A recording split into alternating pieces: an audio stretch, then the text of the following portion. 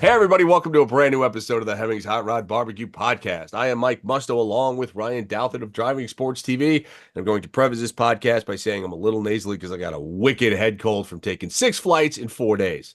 I don't recommend doing that, but we do what we have to do for the craft. Ryan, how you doing today, man? I am doing great because you know why? I have not stepped on an airplane in 3 weeks, and it is just fantastic. Oh, man, I'll be on another plane on Thursday. And then the following, I got a lot of plane rides. I got about 12 plane rides coming up in the next month and a half. That's a lot. It's too many, man. It's too many plane rides, dude. Too many plane rides. But anyway, so here's the thing. Today we wanted to talk about this. Ryan and I have spoken about this in the past. Ryan just got a hold of a brand new 2024 Toyota Land Cruiser. He has the full review video is going to come out in Driving Sports TV on Friday, so you're definitely going to want to watch that. But I wanted to get him on, and I wanted him to talk about this thing because he's really one of the first guys to own one of these things and have it. And, well, kind of the world is really enamored with this truck.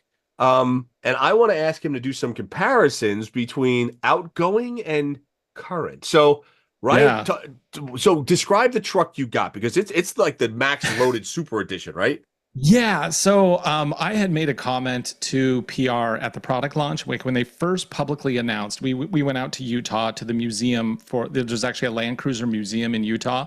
It is fantastic. Anybody interested even in a little bit of off-road should go there because they have like every version of the Land Cruiser back to like the 1950s. That's 1958 cool. Actually.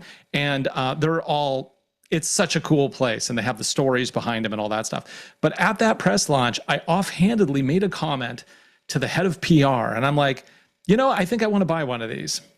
And he's like, okay. 6 months goes by, and I get a phone call, and he's like, yeah, what color do you want? I'm like, wait, what? So I'm committed to this now? Okay. Okay. I mean, I really wanted one. I had seriously considered getting a Land Cruiser with the last version, but it was a full size, and I really just didn't need a full size. Massive, yeah. I'm one of the few people that are like stoked that the current Land Cruiser is actually smaller than the last one. Most people are like, no, it's not a real Land Cruiser because it's not a 300, yada, yada, whatever. It's fine.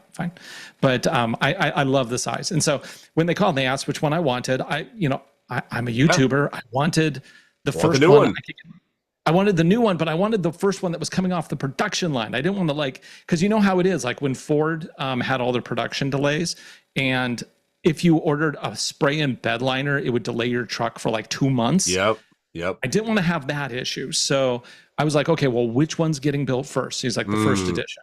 I'm like, because the name. So I'm like, okay, I will have one of those. And he's like, okay. Now it's weird with Toyota because Toyota doesn't actually let consumers order products. And this never had my name attached to it until you go to a Toyota dealer and you buy your truck. That's it. Right. You can't like with Ford, you can cherry pick all the features you want. They build it, they track it. Built for Ryan Douthit or Mike Musto. Yeah, you can see like where it is on the production line. Toyota doesn't do that because they build so many trucks with so many plants around the world. They probably couldn't even figure it out if they wanted to. And the Land Cruisers are built in Japan. So he's like, what features do you want? I'm like, I like these features. And then like a few more months go by and they're like, yeah, okay, we got one allocated for you. I'm like, oh, cool. That's awesome. I mean, yes, I will say this is the benefit of being, having a channel that's large enough. Of course it is. Oh, yeah. An audience. I mean, this happens. But at the end of the day, I'm paying real money for this thing. This is not like a gift. So it's a lot of money. Okay, so let's go through this. You got the 1958 edition. No, that's the base. Oh, no, you got the first edition. You got the first edition. So fully loaded, I'm assuming, or relatively loaded? It only comes fully loaded. And they added some, because it's not because I did not actually specify a build list, they added a few things onto it where I'm like, what's that?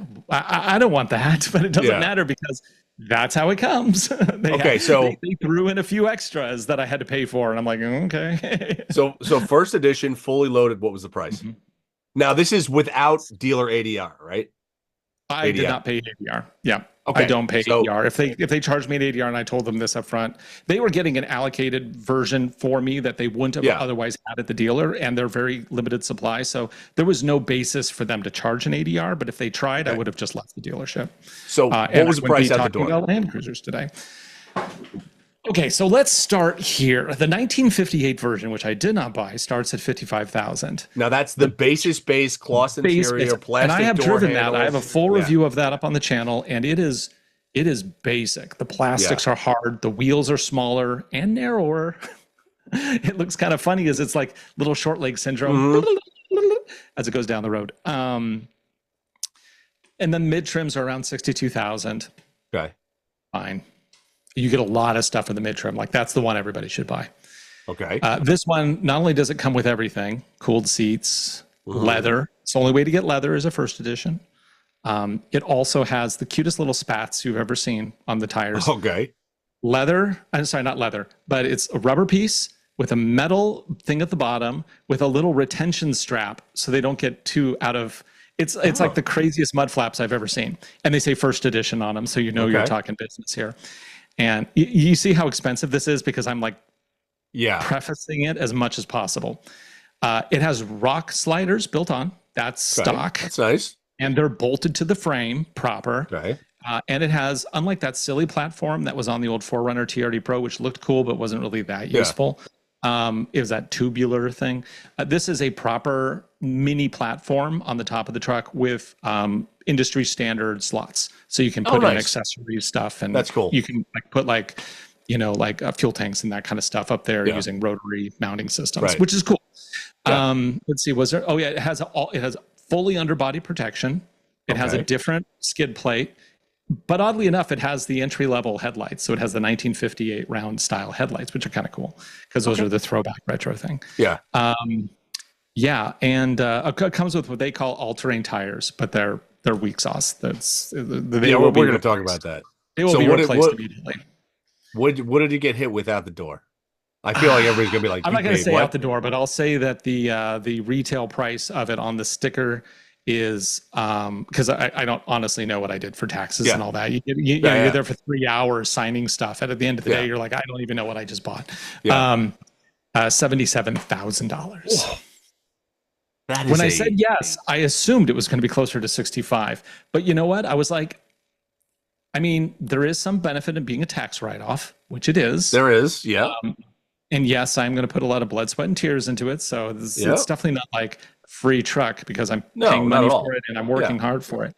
But it's a lot of money. Now, the one thing to keep in mind here is that if you look at its cousin, the GX550 from Lexus, that is basically the same vehicle, but it has some different stuff. Like it has the EKDSS suspension system, which is really cool.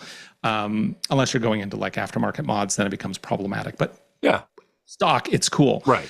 That one you can get for $68,000 in the Overtrail, which is the off-road version that's nicely equipped.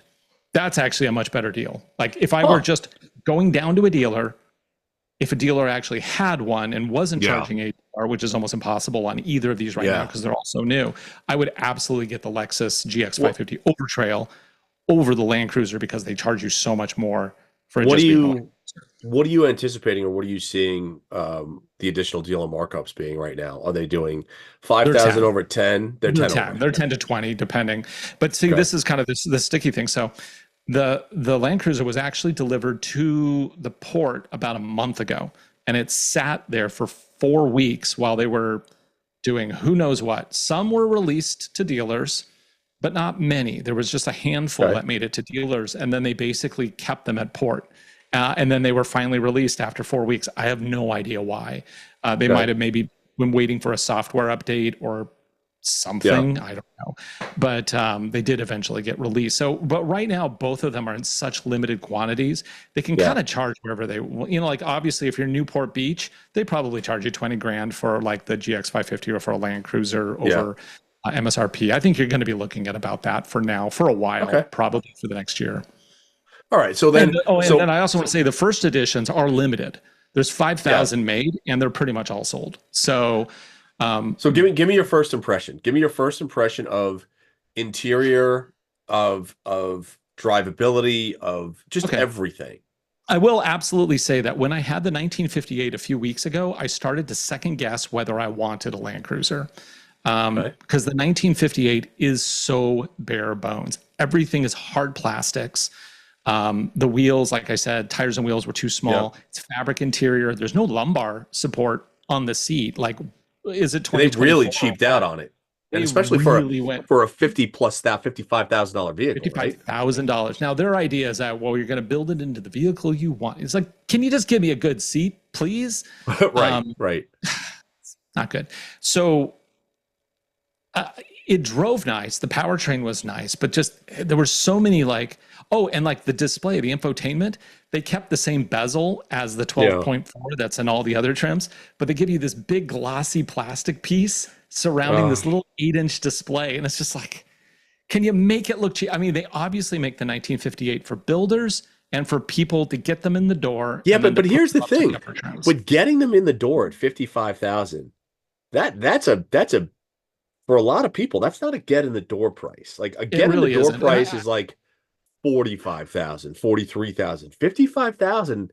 That's a big nut. And to me, if you're financing a car anyway, and these guys, very few people are just going to plop down cash for a Land Cruiser, I think. Right. And because there's also tax benefits to financing as well as leasing and whatnot. But I think going to like $62,000 is not that much more money than 55, and you get a phenomenally, like, so much better appointed vehicle. Like it's not even close. Like they're not even the same vehicle. They're like, one's a luxury vehicle, the two upper trims. So and then that yours one is, a 1958. There's that much of a drastic difference. Massive. Like, so when I drive this, I'm like, I'm in a luxury car because I spent a lot of money, but it drives nice. It actually does drive really nice. Is the suspension and the engine? What are the differences go over the differences between in the mechanical between the 58 and the first edition? They're exactly the same. The only difference is the wheels. So they're all 2.4 liter turbo 4s with a hybrid powertrain. So they all put out, what are the numbers here? I have the numbers here. It's a significant amount of power though. It's not, because mine is still in the break-in period, I haven't actually full throttled much, but I did do the 1958 pretty quick, and it can hustle. It really can. Let's see here. So from a mechanical perspective, they're exactly the same. So basically your upgrades, and that goes for the 4-wheel drive system as well? Correct. And that actually is the heart of that vehicle. Like, people are like, well, I don't see the difference between a 4Runner and a Land Cruiser. Oh, here we go. 326 horsepower and 465 pound-feet of torque. I mean, that's stout. It is. While at the same time getting 22 miles to the gallon city and 25 on the highway. Yeah, that's stout. Yeah, that's and so much better MPGs than even the 4Runner, which only has 270 horsepower. So, there's definitely benefits there. Now, your upgrades are, I want to say, interior, electronics, mostly aesthetics. Mostly aesthetics, but they're big ones, like to a proper high resolution widescreen touch display, from going from a inset small digital gauge cluster to a proper with fully customizable gauge cluster. I have a heads up display, which I'm hit or miss on. I don't care about those, but it came with it. The seats are really nice leather. Like, they're really nice. Not like the leather that you got on the 4Runner. That stuff, you're like, is that real or synthetic? I can't tell. Yeah. And so it's super nice. And then I also get the cool box in the middle, which I got to say, that's kind of cool. Like, I've owned this thing for 24 hours, and we were bringing sandwiches back, and we're 40 minutes from anything out here. So everything has to ride. So we had a sandwich with mayonnaise on it. We're not like, we don't want to just leave that sitting out. So we threw it in the cool box, nice and chilly when we got home. That's cool. I love those. I mean, it's one of those things where you're like, well, that's fancy, and I'll never use that, but you use it. Nice. So let me ask you this. Excuse me. Do these things, just mechanical wise, do they come with full-size spare tires? They do. Yeah. Actually, that I was kind of surprised, even though it came with the crummy Michelin LTX trail tire. Yeah. You said the tires suck, right? They suck. They're absolutely horrible. And Toyota has a trend of doing that. They nickel and dime the vehicles with tires. like Falcon Wild Peaks on some of the other vehicles aren't real Falcon Wild. I mean, they are real, but they're a neutered version with less mileage, less capability. So they kind of do that.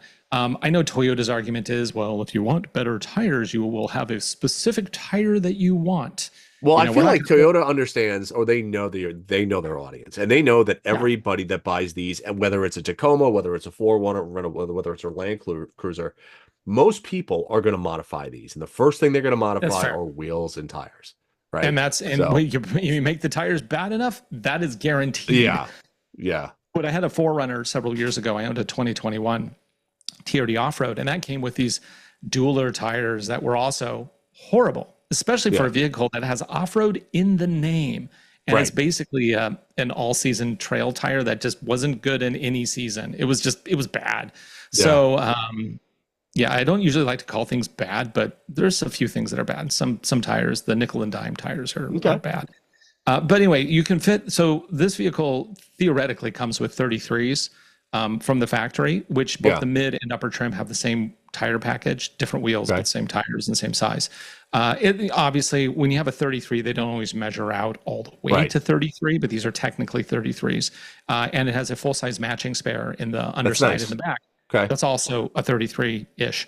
But if you want to go any big, I just spent like 2 days going in through tires and wheels and all this stuff. And if you want to put a bigger tire, you can fit you can fit a 35 in the existing wheel wells with no modification, no rubbing, no anything, no rubbing, which for Toyota to do that, I think that was a brilliant move in a way. In a way, I might almost say, well, okay, thank you for the crummy tires, but thank you for making it room where I can put really big tires on it if I want to. Will they offer a wheel and tire package that suits that? They don't offer that. I think the problem is stability, or, Toyota is such a conservative company in terms of liability and stuff. So I think that they have tested a 33-inch package on this, which is what it comes with. And they feel comfortable and confident with all the stuff, the variables involved. And so that's what they offer. And also by forcing, so the spare tire well only takes a 33 at the max. So in my mind, I was like, well, what if I got like a back rack to put the 35 or I put it on the top? I don't want to do that. I don't want to have to like pull the thing open and pull the gate open. Well, let me ask you this, because you do so much off-roading. Are these the way that the vehicles come from the factory? So you're going to get this Land Cruiser from the factory, regardless of what edition you buy. When Toyota tests it, when they do all their proving ground testing, they're running on this wheel and tire size. This is what the vehicle was engineered to do. So theoretically, you really don't have to do anything, and it's still going to be great at doing what it's supposed to do. To a point. The things that they will test, they won't do. Regular people have a tendency to push things further for longer durations. So like they'll do washboard testing on the suspension to make sure that it doesn't bleed and that kind of stuff. Like that doesn't overheat and bleed and whatever after 20 minutes. They'll do extreme temperature testing, but they're not going to like do the whole Washington State BDR, which is the backcountry discovery route. It's 600 miles of dirt across the thing, which is varied conditions and all this other stuff. They typically like test in very specific conditions at a time. So, with a regular tire, if you're just going to go to a trailhead, not a big deal. Use those tires, although reading Tundra owner comments on the Michelin website tells you maybe you can't. Apparently, they're very prone to puncturing. Well, let's see. I mean, your videos that are coming out, you have your off-road test course, right? Are you going to be running the stock tires on the test course? I haven't decided yet. I need to make that decision because I'm only going to keep the stock tires on it for a short period of time before I switch them out. And that's mostly just because, at least by time winter comes, because I don't. We live near mountain passes, and you need something that's snow rated, and these aren't snow rated. I'm not going to say people should get all terrains if they need a snow rated tire, but it's a nice compromise if you honestly only have to drive over a snowy condition once or twice a year. You don't have to get out and do like snow tires and snow chains and that stuff. And if you're conservative, you're usually okay. For most people, buying a car stock and driving it into whatever conditions is fine. Some manufacturers do a better job though with picking their tires. I have to admit, like with the Subaru Crosstrek Wilderness, it comes with Yokohamas. That I saw the Yokohamas at first, and they kind of have this like hybrid tread pattern. They don't have like the big Yeah. chunky blocks, but they have lots of little blocks. And at first, I was like, these aren't going to be great. They came out with them like 2 years ago when the first Wilderness came out. I have been through every weather condition with those things, and I'm like, actually, you know what? They're pretty good for an OEM tire. There's no reason for somebody to swap these out immediately, unless you have specific requirements that take you above and beyond the normal use case. Right. Let me ask you this. So now that you have the Land Cruiser, you've had the existing generation 4Runner, okay? Correct, yes. Now, everybody is looking at, there's a whole bunch. Everybody, all the Toyota files are going, do I buy the new Land Cruiser? Do I wait for the new 4Runner, or do I buy the outgoing 4Runner?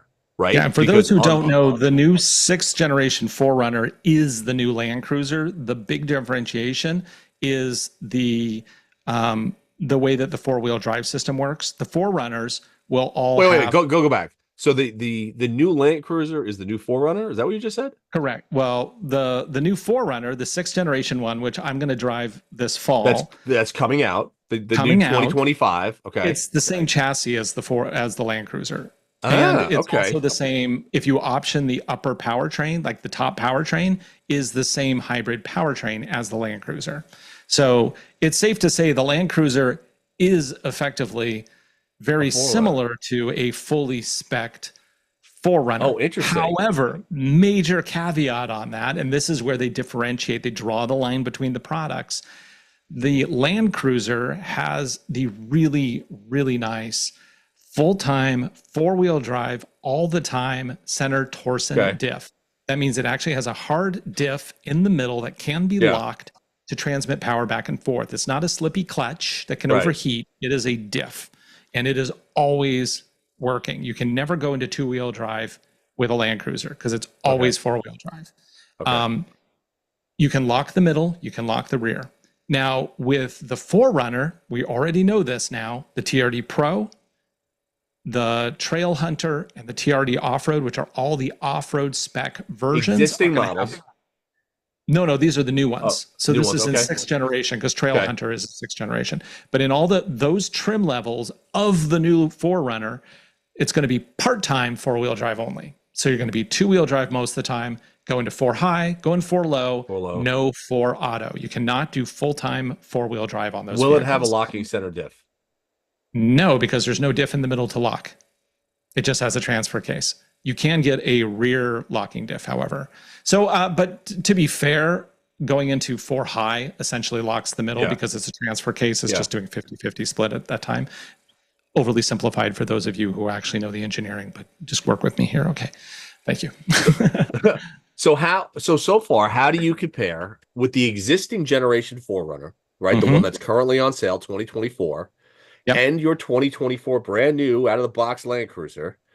Well, funny you should mention that. I actually have a video coming out. By the time this video is out, that video should be out already. So you can go watch it on my channel, but I'll give you the short version. Give it the short version.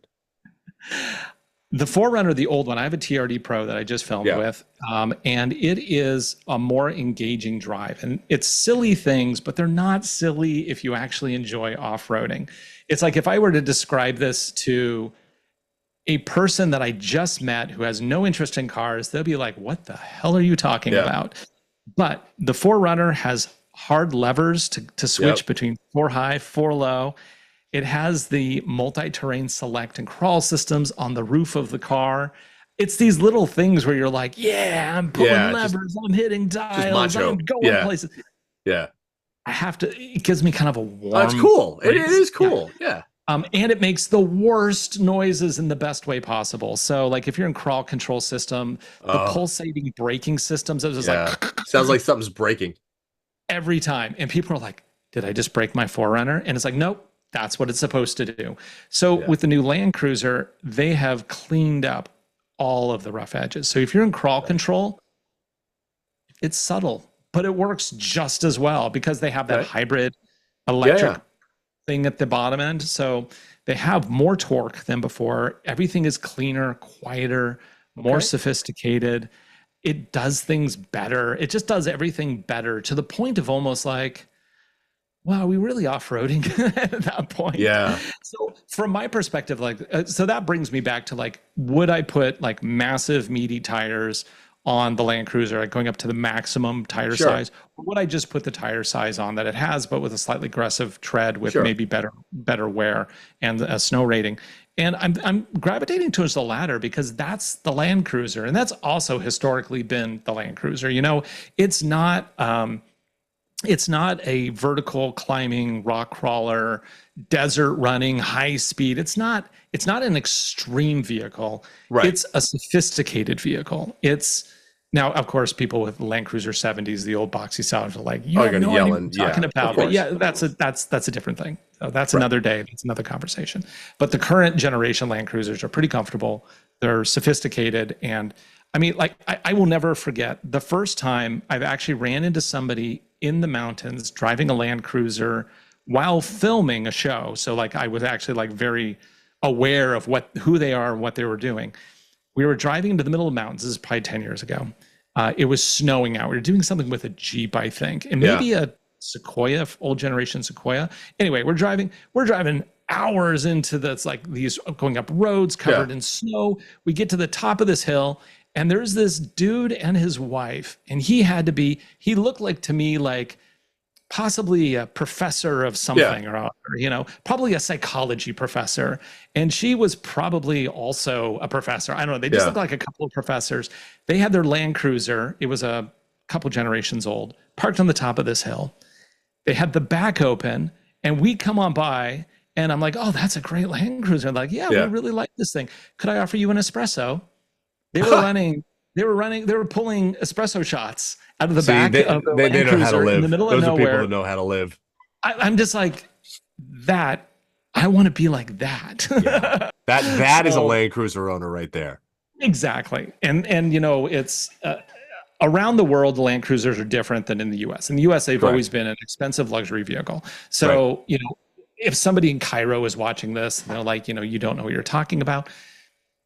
Different countries, different uses. Different cars, Exactly. So if you want to compare one of the more rugged style Land Cruisers, in the US, we have that, and it's called the 4Runner. So, you know, 4Runner isn't exactly an espresso in the trunk at the top of the hill looking like a professor. That's not that style. But 4Runners are awesome. And I'm looking forward to the new one. The biggest concern I have is cost, whether or not they're going to price themselves out of the enthusiast market with the new 4Runners.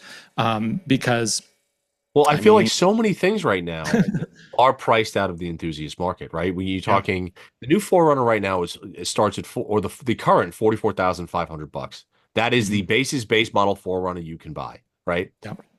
If the new 4Runner starts in the 50s, right? You are going to I think that's a problem. Yeah, it's a problem because you have a lot of people that are going to go, wow, you know, I've always wanted one, but it's kind of like when the Land Cruiser, when they first introduced that, you know, I was like, oh my God, I just hope they make it affordable. It's not. $90,000. $90,000. No, you're right. $90,000. You're like, well, that's out.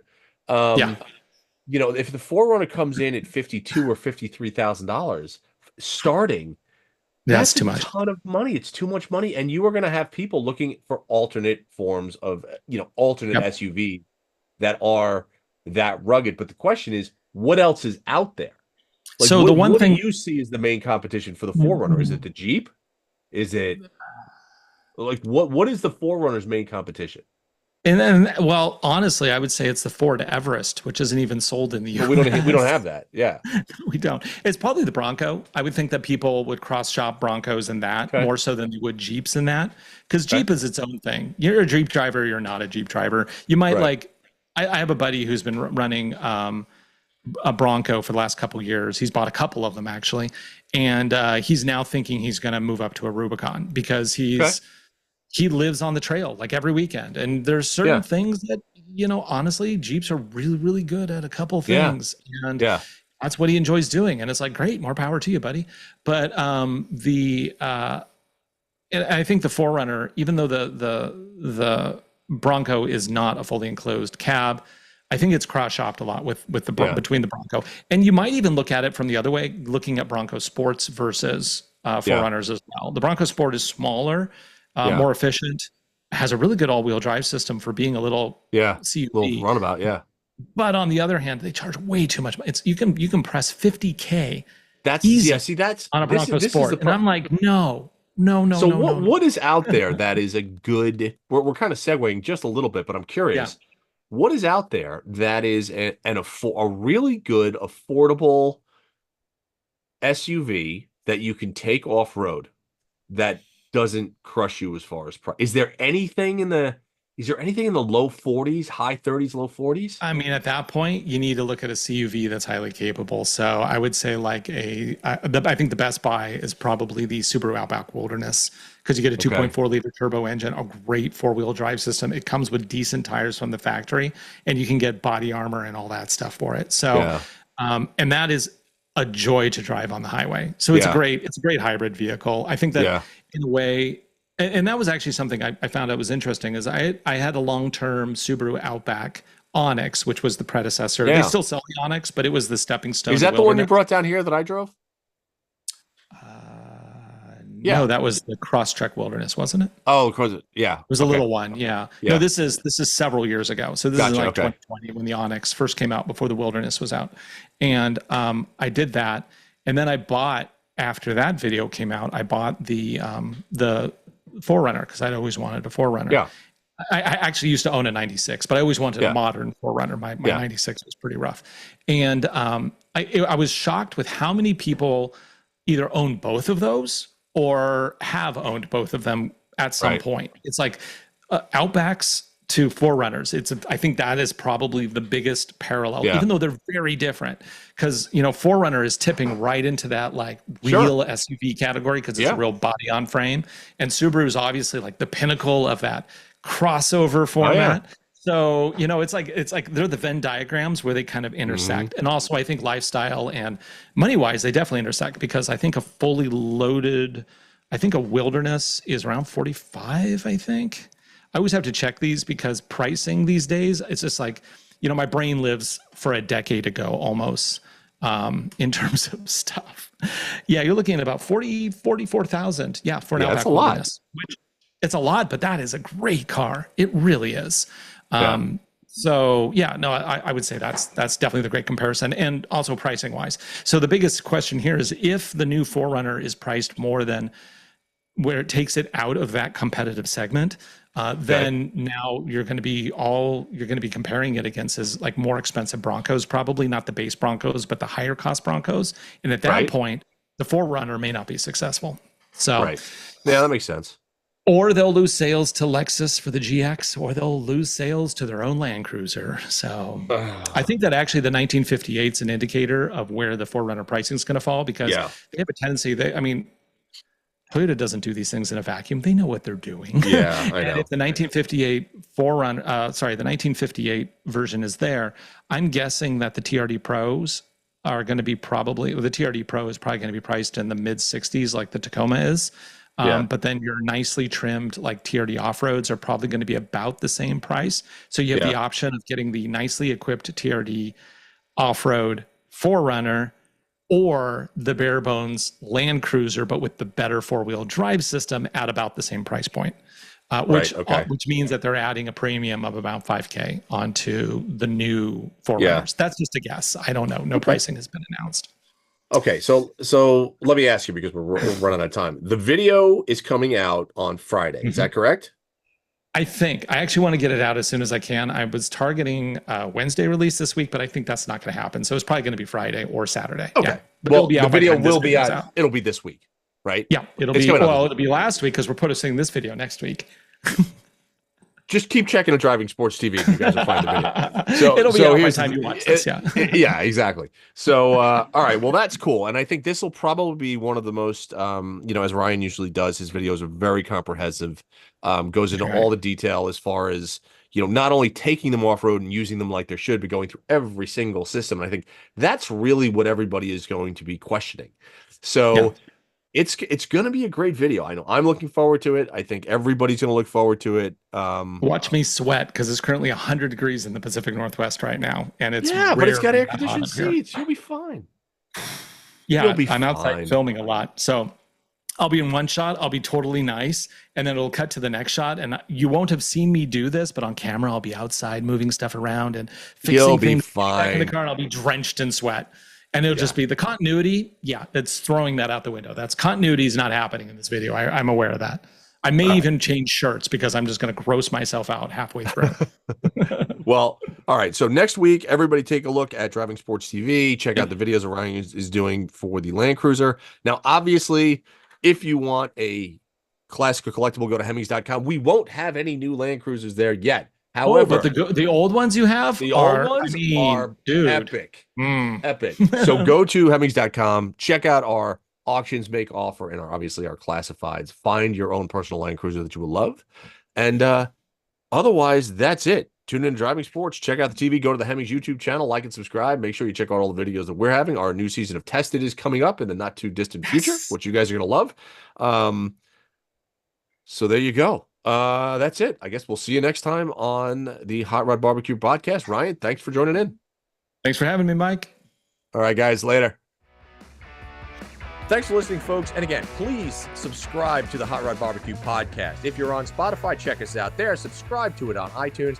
And if you are going to go to YouTube, make sure you go to the Hot Rod BBQ podcast and hit that subscribe button. And we'll come to you every week.